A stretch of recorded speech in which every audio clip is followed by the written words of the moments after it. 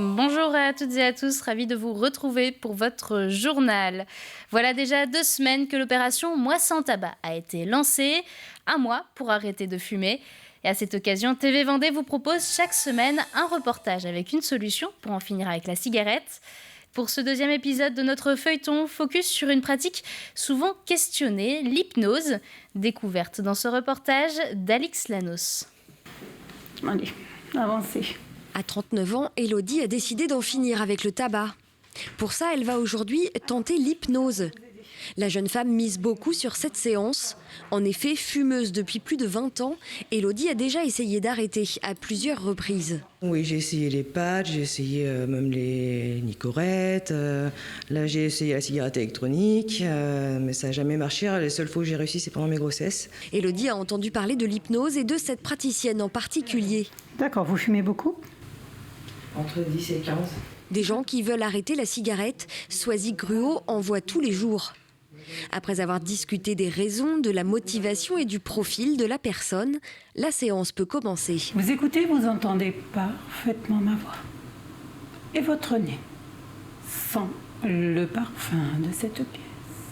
Soisic va suggérer un changement à Elodie. Que faire, Jean ? L'hypnose vise en effet à défaire certains liens physiques ou psychologiques du patient avec son addiction. Concernant l'arrêt du tabac, elle prévoit toujours au minimum 2 séances d'une quarantaine de minutes environ. Généralement, ils arrêtent toujours la première séance.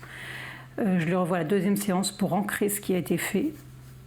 Et puis, j'ai besoin de savoir quel est le ressenti.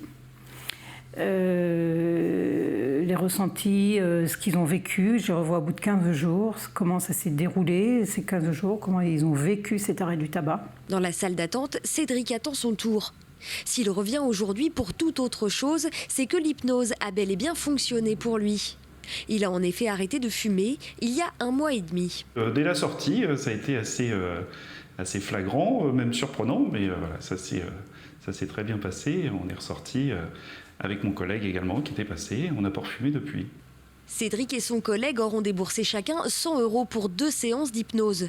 Difficile d'obtenir des chiffres sur son efficacité à long terme, mais parmi les techniques douces, l'hypnose séduit de plus en plus de fumeurs en quête de sevrage. Allez, au revoir. Et vous pouvez retrouver le précédent reportage sur la luxoponcture sur notre site internet tvvendée.fr. Souvenez-vous de ces 2 commerçantes à Saint-Gilles-Croix-de-Vie, Stéphanie Burgou et Isabelle Duranto, s'étaient mobilisées le mois dernier dans le cadre d'Octobre Rose. Elles s'étaient engagées à reverser une partie de leurs recettes pour la lutte contre le cancer. Eh bien, l'esthéticienne et la gérante de pressing viennent justement de remettre un chèque de 553 € à la Ligue contre le cancer.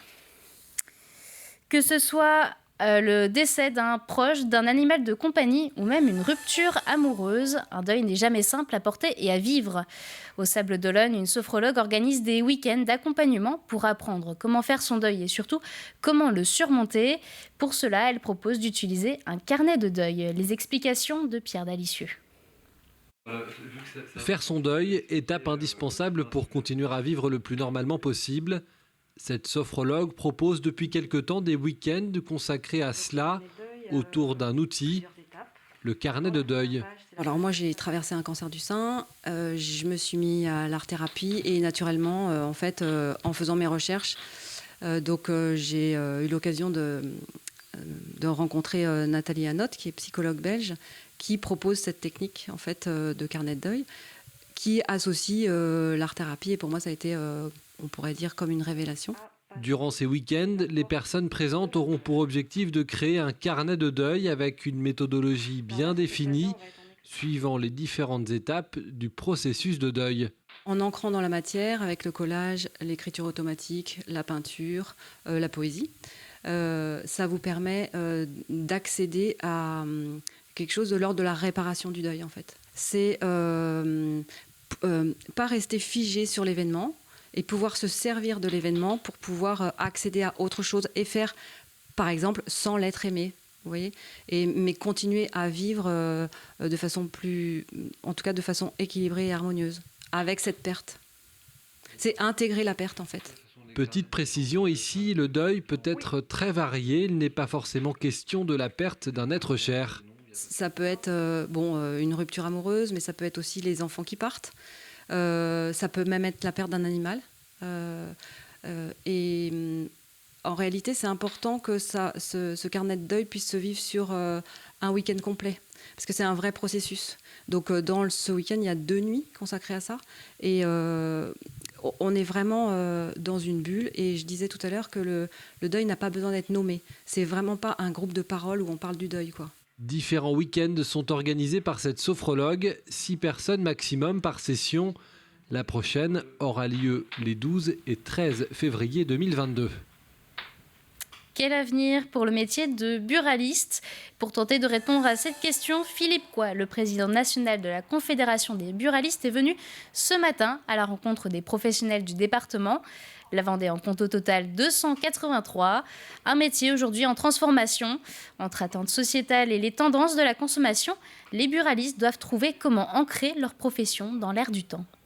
Les consommations évoluent, les usages évoluent et le métier de buraliste est confronté soit à l'évasion de nos clients par rapport au marché parallèle, soit au changement d'habitude, notamment entre le tabac traditionnel et le vapotage. Donc cette reposition du réseau des buralistes dans ce quotidien, c'est bien évidemment toujours nos métiers historiques, le tabac, la presse, le jeu, mais la diversité et la palette de services que nous déployons, que ce soit du compte en banque nickel, que ce soit paiement de proximité depuis 1 an, de la conciergerie, du relais colis et des initiatives locales que nous soutenons à chaque fois que cela est nécessaire, éventuellement même sur les circuits courts.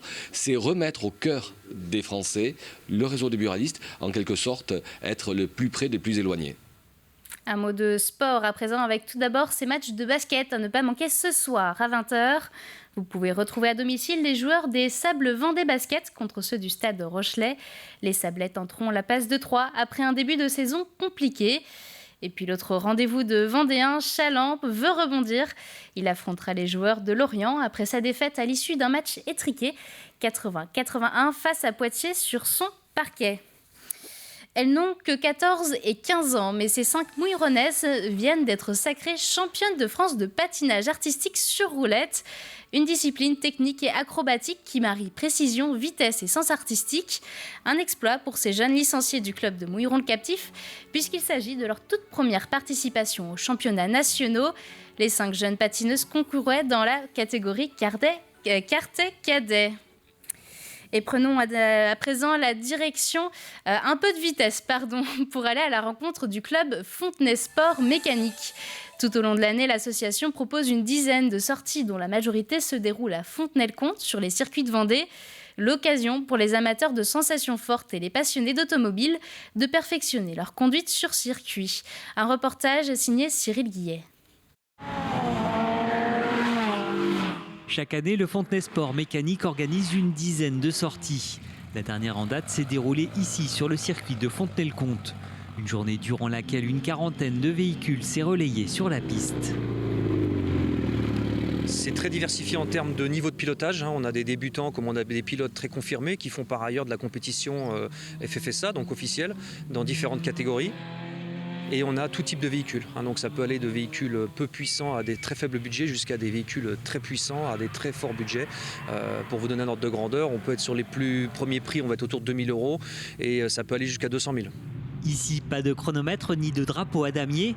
Pour ces passionnés, le mot d'ordre est avant tout le plaisir. C'est de trouver les limites de la voiture, puisque la performance, pas vraiment, il n'y a pas de chrono. C'est du plaisir. Le plaisir, c'est aller chercher la limite de la voiture, le freiner le plus tard, tourner le plus tard, etc. Et trouver le meilleur compromis avec l'adhérence des pneus, en fait, tout simplement. Parmi les voitures présentes ce matin-là, on pouvait dénombrer 7 monoplaces, certaines ayant même appartenu à des pilotes de renom. L'occasion pour leurs propriétaires de faire le plein de sensations. Les sensations, on les a. Après, il faut habituer le pilote aux réactions de la voiture. Parce que c'est des voitures qui réagissent beaucoup, rapidement surtout. Et donc, il faut se remettre tout le système en marche, quoi. La doyenne de cette session, la voici, une Ford Tonus 2 portes de 1978. Une grand-mère qui a du mal à rivaliser avec certains bolides présents sur la piste ce jour-là. Très clairement, on n'est pas du tout compétitif. Sur circuit, il y en a beaucoup qui m'appellent la chicane mobile parce que je rajoute des virages là où il n'y en a pas tellement je suis lent. Mais enfin voilà, là c'est juste le plaisir d'être au volant, de faire rouler des anciennes. J'ai la voiture la plus vieille aujourd'hui. Des journées roulage comme ça, c'est vraiment le plaisir de conduire. Apprendre à prendre des trajectoires, on peut prendre du plaisir sans forcément aller vite. Là, c'est vraiment des trajectoires, des freinages, freiner le plus tard possible. On n'a pas forcément besoin d'aller vite pour s'amuser. La saison se termine pour le Fontenay Sport Mécanique. Les sorties reprendront au mois de mars prochain avec le retour des beaux jours. Toujours à propos d'automobile, mais cette fois-ci au prieuré Saint-Nicolas, au Sables-d'Olonne.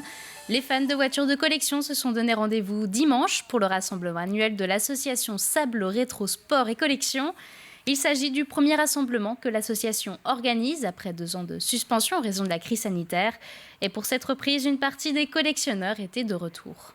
On aime bien partager, on aime bien se regrouper, parler de ses petits soucis mécaniques, trouver des solutions. Voilà, on parle un petit peu de la voiture ancienne en général. Et le regroupement est basé essentiellement, exclusivement sur les voitures de plus de 30 ans. Donc, dites de collection et voilà. Plutôt à vocation sportive, c'est plus le but de ce regroupement, mais néanmoins, tout type de voiture est la bienvenue. C'était le journal de la rédaction. Merci de l'avoir suivi. Prochain point sur l'actualité demain dès 7h avec Alexandre Debray pour la matinale. En attendant, je vous souhaite une très bonne soirée sur TV Vendée.